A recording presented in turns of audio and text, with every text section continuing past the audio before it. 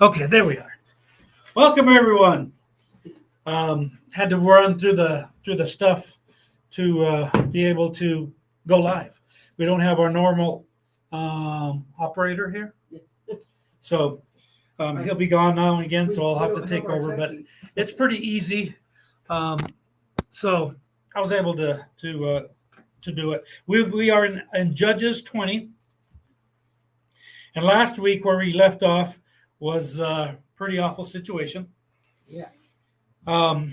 And it was one of those things where immorality just kept building. It went from personal to tribal, and now it's going to go national, and it's going to cause actually a lot of strife for the people in this particular time. But it is going to lead us ultimately to the last and final judge of these times, and we'll see if we can make it to chapter 21. But in starting in verse 1 of Judges chapter 20.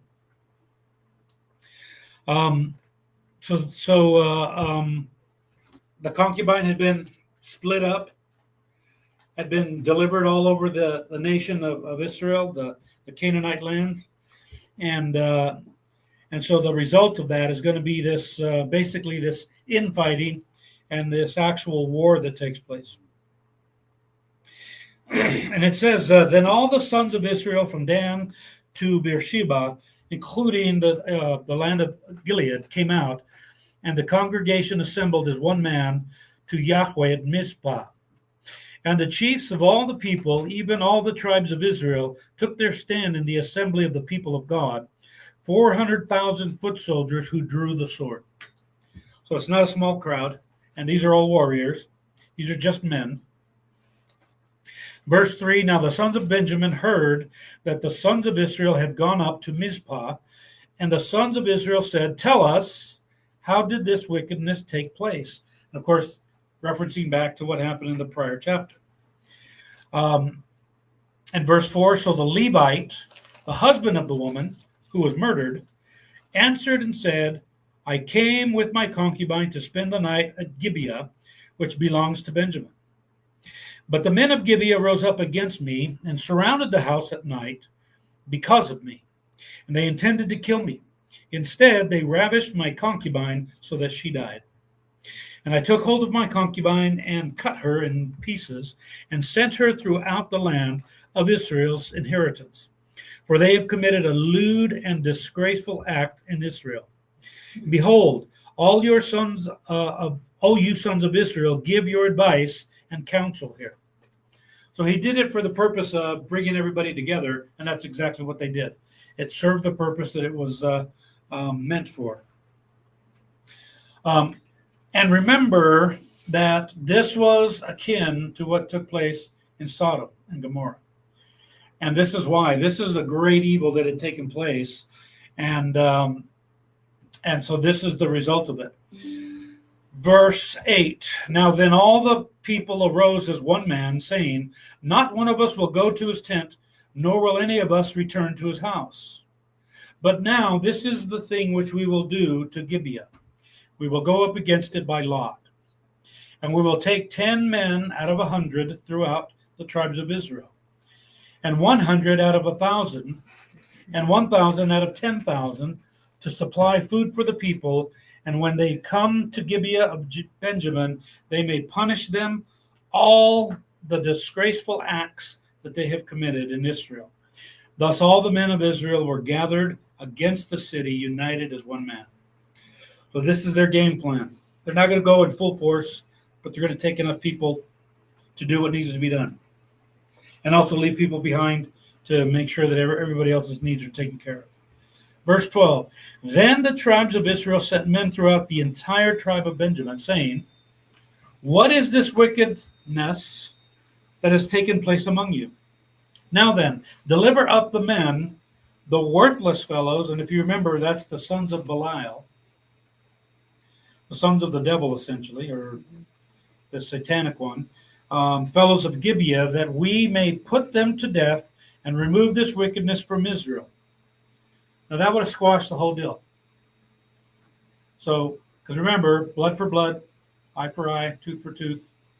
And all they're asking for, who did this? Who's the ones that were actually guilty? Let us take them out and remove this wickedness, and it squashes the whole deal. So the specific ones. Yeah, the very specific. Okay. Just give them up. Let us know who it was, and it's over. The evil will be removed. Now, it would have been really simple to do this, but listen to what the response of Benjamin was. But the sons of Benjamin would not listen to the voice of their brothers, the sons of Israel. And the sons of Benjamin gathered from the cities of Gibeah to go out to battle against the sons of Israel. So they were like the war hawks that we have in Washington, D.C. They would rather go to war than squash it and hold accountable those who should be held accountable. We want to die also. Yeah. So, Go ahead. 26,000 people against 700. It's going to be, there's actually going to be more, yeah. So it says, they wouldn't listen to the voice, and they gathered together in the cities of Gibeah to go outside the battle in 14 against the sons of Israel. In verse 15, and from the cities on that day, the sons of Benjamin were numbered, 26,000 men who draw the sword, besides the inhabitants of Gibeah, who were numbered 700 choice men. So 33,000. Yeah. Or So out of all, 26,700. yeah, exactly. Oh. So out of all these people, 700 choice men were left-handed, and that's why they're mentioned. And I don't know why. There's no real particular reason other than the fact to tell us that each one could sling a stone at a hair and not miss. So Because they were left-handed. well, the fact that they were left-handed, they could do this. So it's just a mention. So I don't know. It doesn't tell us why. It just mentions it's the weird book of Judges. Yeah, let's Mentions not weird tell them details. Yeah. Because it's that. He already thinks. Yeah. Right is wrong, left is right. Do you have a problem with that? No, because I'm at the dexterous. I can go either way. But yeah. So they have these. It says that the left-handed ones. So 26,000, and there are 700 of them that were choice. And then it says, in verse 17, then the men of Israel besides Benjamin were numbered 400,000 men who draw the sword. All of these were men of war, which matches the number that's up there in verse 2. Now the sons of Israel arose, went up to Bethel, and inquired of God, and said, who shall go up first for us to battle against the sons of Benjamin? Then Yahweh said, Judah shall go up first.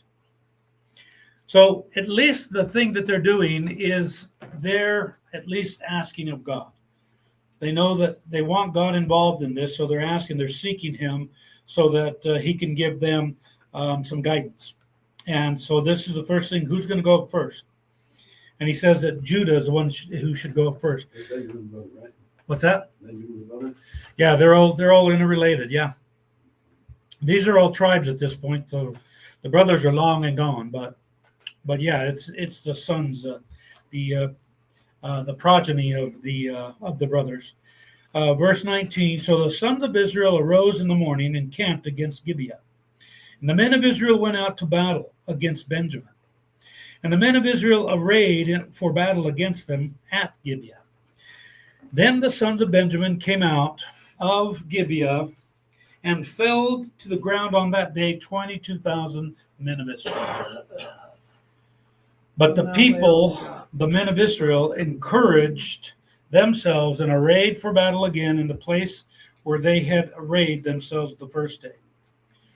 So they got basically slaughtered, but they didn't lose heart yet. they got 4,700 to Yeah. work with now. Yeah.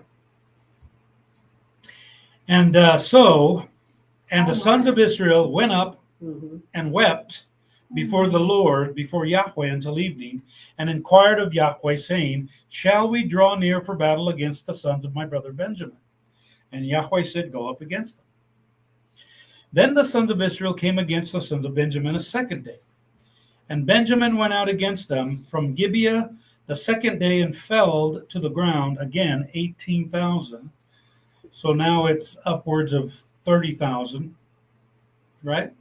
No, 40. 40, yeah, almost 40, yeah, 40,000. Men of the sons of Israel, all these drew the sword. Then all the sons of Israel and all the people went up and came to Bethel and wept. Thus they remained there before Yahweh and fasted that day until evening. And they offered burnt offerings and peace offerings before Yahweh. So not only are they mourning, they're also now praying, and they're providing sacrifices. And they're offering offerings of peace and that before Yahweh. And verse 27, and the sons of Israel inquired of Yahweh, for the ark of the covenant of God was there in those days. And Phinehas, the son of Eleazar, Aaron's son, stood before it to minister in those days, saying, shall I yet again go out to battle against the sons of my brother Benjamin, or shall I cease? And Yahweh said, go up, for tomorrow I will deliver them into your hand. Now, if you're asking the question, all this over one concubine, 40,000 lives so far. Remember, they were guilty of idolatry. God is judging them at the same time. So these people, these warriors are paying the price So for the all ones of this that are stuff. fighting for the concubine For the concubine, huh? are the ones They're the ones right now. dying right now. Yeah. Yeah. But even they were guilty. Right. Yeah. But now he's going to deliver the Yep. others, and so now they're Yeah. just, Now they're payment, but there's still a cost. Yeah. Right? I just wanted to make sure I was Okay. computing that I'm right. glad you are. Because I'm like going, okay, wait, we had 26,700 and we've lost 40,000. Where did they find like No, it was 200. It was 13,000 of them? yeah. So, Well, that was 400,000 to begin with. but These that are the was sons of 400. Judah. Yeah. Yeah, these are the sons of Israel. Benjamin is the one who has a smaller Well, number. and that's what I was thinking at first. Yeah. That's why I was like, wait a minute. Yeah. I'm Yeah, that's why when you read, if you read through it too quickly, you kind of jumble the numbers. yeah. But that's how it's working. So they had 400,000 and they've lost 40,000. 40,000. So they lost 10%. Yeah. Which is a tithe. Which also Think about it. Yeah. well, That's and what it which is. It's a tithe. also in the beginning they were talking about they'll take 10 Yeah. for out of every 100. Yeah. 100 out of every 1,000. Yeah. So this So is it's just all 10s. yeah. They're part of it too is the fact that there was a lot more. These are just the ones that came for this particular cause. And then verse 29, so Israel set men in ambush around Gibeah. And the sons of Israel went up against the sons of Benjamin on the third day and arrayed themselves against Gibeah as at other times. And the sons of Benjamin went out against the people and were drawn away from the city. And they began to strike and kill some of the people. As at other times on the highways, one of which goes up to Bethel and the other to Gibeah, and in the field about 30 men of Israel. And the sons of Benjamin said, they are struck down before us as at first. But the sons of Israel said, let us flee, that we may draw them away from the city to the highways. So it's giving us details. Now it's going to backtrack. Mhm. Then all the men of Israel arose, verse 33, from their place and arrayed themselves at Baal Tamar. And the men of Israel in ambush broke out of their place, even out of Ma'areh Giba. When 10,000 choice men from all Israel came against Gibeah, the battle became fierce. But Benjamin did not know that disaster was close to them. And Yahweh struck Benjamin before Israel, so that the sons of Israel destroyed 25,100 men of Benjamin that day, all who draw the sword. So in this, 1,600 men left. yeah. So And notice that it does say that Yahweh is the one who struck them down. Yeah. So it wasn't just the fact that the sons of Israel, who are the rest of the tribes, other than the Well, it says that he struck Benjamin before Israel. Yeah. So so that's how he did it, and he used them for sure. And these were all warriors. They're military men. That's the militia. Verse 36. So the sons of Benjamin saw that they were defeated. And when the men of Israel gave ground to Benjamin, because they relied on the men in ambush whom they had set against Gibeah. The men in ambush hurried and rushed against Gibeah. The men in ambush also deployed and struck all the city with the edge of the sword. Now, the appointed sign between the men of Israel, this is why he's backtracking now. He's giving us the details of how this all took place. And this was the plan that they had in place before they struck Gibeah. Now, the appointed sign between the men of Israel and the men in ambush was that they should make a great cloud of smoke rise from the city. Then the men of Israel turned in the battle, and Benjamin began to strike and kill about 30 men of Israel. For they said, surely they are defeated before us, as in the first battle. But when the cloud began to rise from the city in a column of smoke, Benjamin looked behind them, and behold, the whole city was going up in smoke to heaven. So you get that picture? They think they're going to win again, and then all of a sudden they notice their city's all aflame. And now they know they're going to be disheartened. And this is how one of the ways that God works. He disheartens people, and then they just lose all will to fight. And so, what's that? He hardens the hearts. Yeah. Yeah. Hardened, not pardoned. So they see the smoke. And then in verse 41, then the men of Israel turned, and the men of Benjamin were terrified, for they saw that disaster was close to them. Therefore, they turned their backs before the men of Israel toward the direction of the wilderness. But the battle overtook them, while those who came out of the cities destroyed them in the midst of them. They surrounded Benjamin, pursued them without rest, and trod them down opposite Gibeah toward the east.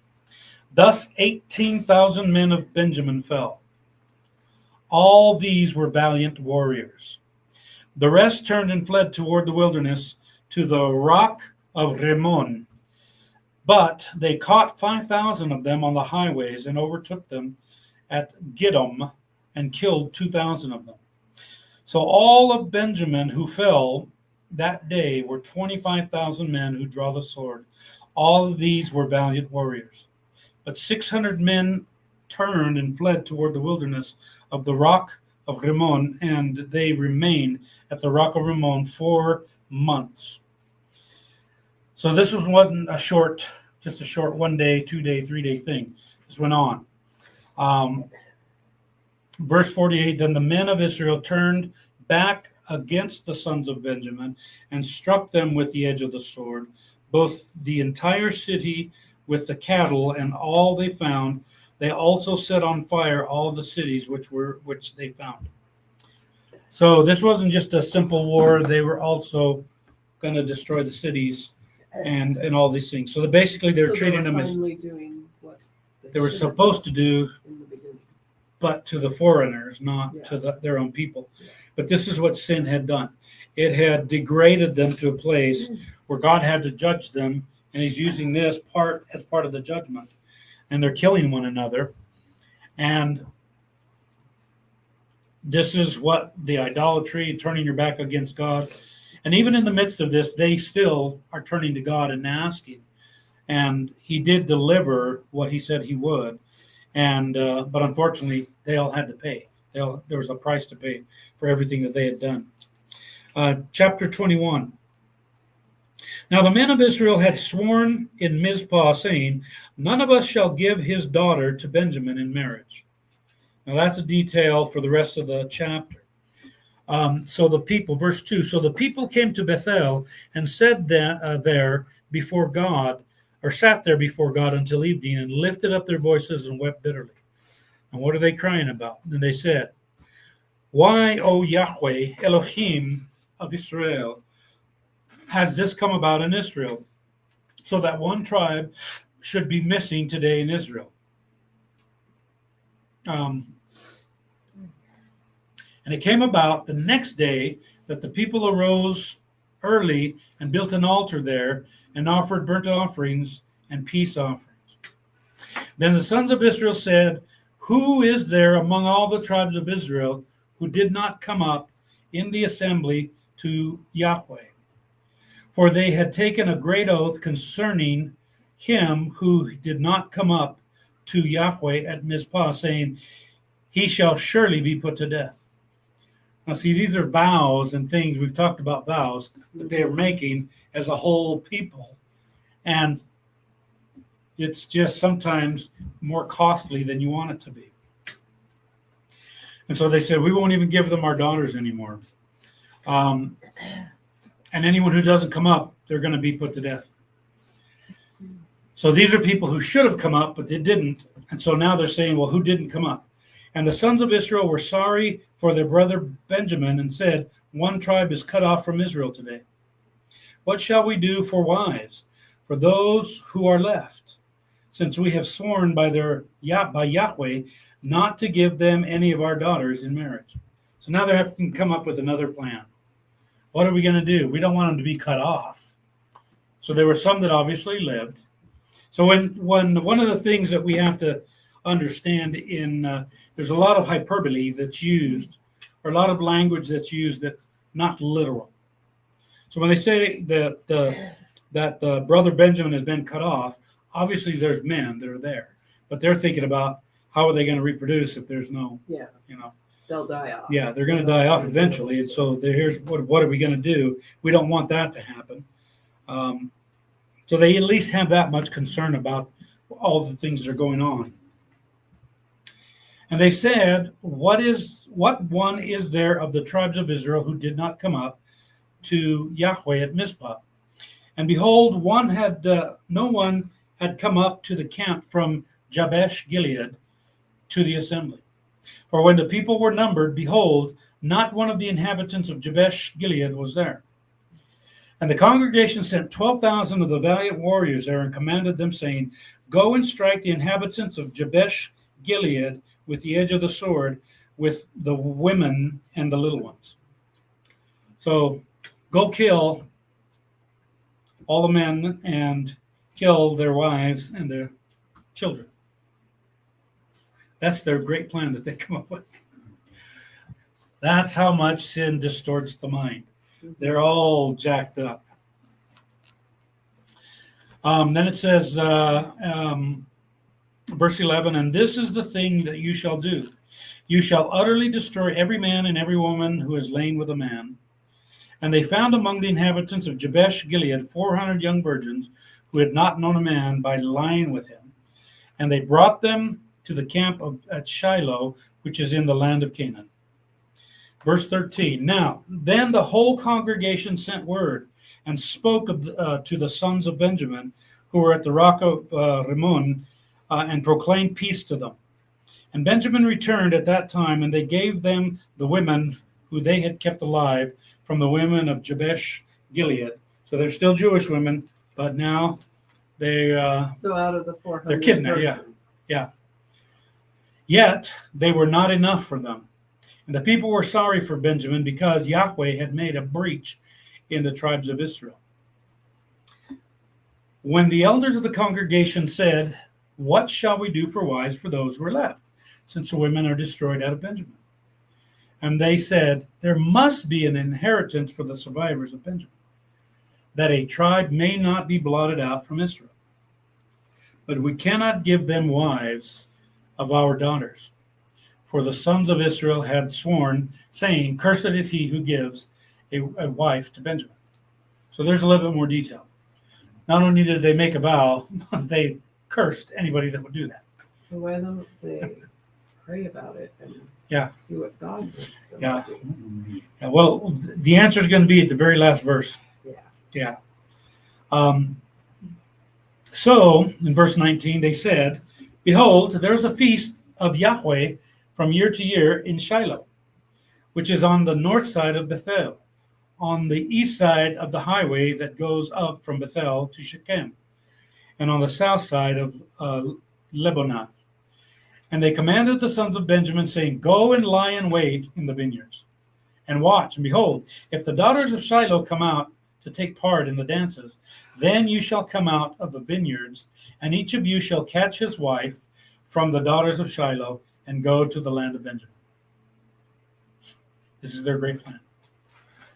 And it shall come about when their fathers or their brothers come to complain to us, that we shall say to them, Give them to us voluntarily, because we did not take for each man of Benjamin's a wife in battle, nor did you give them to them, else you would now be guilty. So you get what they're saying? Because we all made this vow and made this curse, if they take your daughters, you didn't have anything to do with it. So just let it happen. Just kind of turn that blind eye. Just pretend like it never happened. It's crazy. Mhm. That's how crazy it gets. And the sons of Benjamin did so, and took wives according to their number from those who danced, whom they carried away, and they went and returned to their inheritance, and rebuilt the cities and lived in them. And the sons of Israel departed from there at that time, every man to his tribe and family, and each one of them went out from there to his inheritance. And finally, in those days, there was no king in Israel. Everyone did what was right in his own eyes. And that is the problem. That is the problem when you do things that are right in your own eyes, and you don't have, if you don't have a moral framework from which to work. And this is one of the reasons why when we're challenging people that say they don't believe in God, that's when you get into the moral conversation. Okay, well, is it okay to rape babies? Is it okay to murder babies? Is it okay to rape women? Is it okay to murder babies in the womb? And whatever their answer is, it's like, well, hold on a second. Now you're making moral judgments. Where are you getting the moral judgment? If there is no God, if there's no moral standard. You have to have a moral standard by which you can measure these things. And the moral standard has to transcend man, because otherwise the strongest sets the moral standard. Because that's the way man works. It's like, well, if I think it's okay to eat my neighbor for dinner, then if you have a problem with that, you're going to have to take me out, because I'm the strongest, and that's what I say goes. Either way, dude. Yeah. It's not on my menu. Yeah. Yeah. So you get what I'm saying. They've gone away from that moral standard. And now, even though they're still interacting, they just did what was right in their own eyes. They no longer were looking to God. What does God say about this? How should we deal with this? And really, you think about Benjamin, when you go back into the story, all they had to do was give up the few people that were involved in what happened, and it would have been over. It would have been squashed, right? Because justice would have been done, would have been served, and they would have been satisfied. Instead, you have these thousands upon tens of thousands of men of Israel that are wiped out, and a tribe that is nearly wiped out. It's wild to think about, but that's what was happening without and if that God being there. tribe was evil, Yeah. and beyond evil with what they did, Yeah. why? Well, here's the thing. Why would you care? Remember what the law said. If a woman was married to a man and she didn't have, that was in the case of the marriage, but they could raise other children to that woman on the behalf of the brothers' names.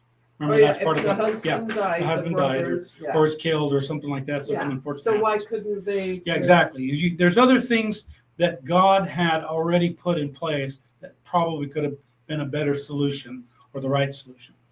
But the fact that they had done such an evil thing and they had become so twisted in their thinking and in their morality, it's because when you move away from God, you do what's right in your own eyes, right? Proverbs, Solomon wrote that that the fool says in his heart that there is no God, and they do what is right in their own eyes. They do whatever they think is right thing to do, and that gets us into problems almost every time. So the book of Judges is this weird stories and collections that are pretty famous, but they're pretty strange. When you look at some of the details, you're left with your face going, what? Well, and when they asked why, he said that they came up to kill him. Well, think about whatever They didn't happened want to to kill him. well, Why did he not tell them the truth? yeah. Well, Because I think what's going on there is he's thinking or assuming that whatever happened to his concubine would have happened to him, and probably would have died in the process. So I think he's thinking the same thing. That would have been me instead of just being the concubine. Self-preservation. Yeah. So that's one of those things that unfortunately is just one of those awful stories. The bottom line is, when you don't and you disregard God on a constant basis, your heart just grows harder and harder and harder. Your mind grows more and more just depraved, and you have all these awful things that take place. So these are the things that that take place and that happen. And we'll next time we meet, we will probably start our little diversion into some of the things Islam. We'll talk a little bit more about that. We'll study that a little bit more in the weeks to come, and then we'll eventually get back. The next book is actually Ruth, which I did a Bible study on that many years ago, probably almost 10 years ago, at least, if not a little bit more than that. But that was before my time. that was quite a while ago. So, but there's a lot there that's in Ruth, and we'll see that it's actually a time where it's the same kind of a deal, where it is attached to the time of the book of Judges. So, are there any questions, comments? If not, we'll close in prayer, and then we'll call it a night.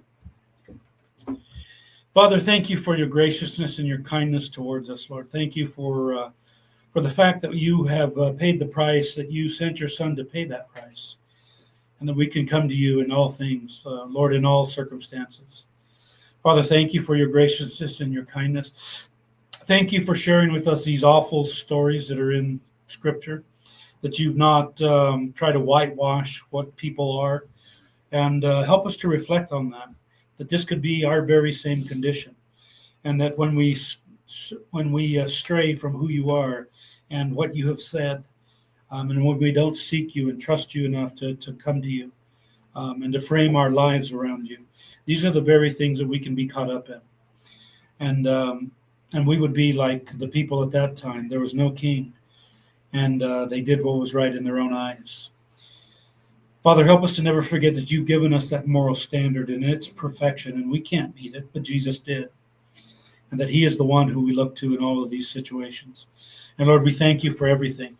Pray that you would continue to work in us and to build us up, to mature us and to keep us, and to continue to manifest yourself in our lives through your word primarily, but also in those highways and byways that you send us on to share the gospel with all of creation. Father, we thank you, we praise you, we bless you in Jesus' holy name. Amen.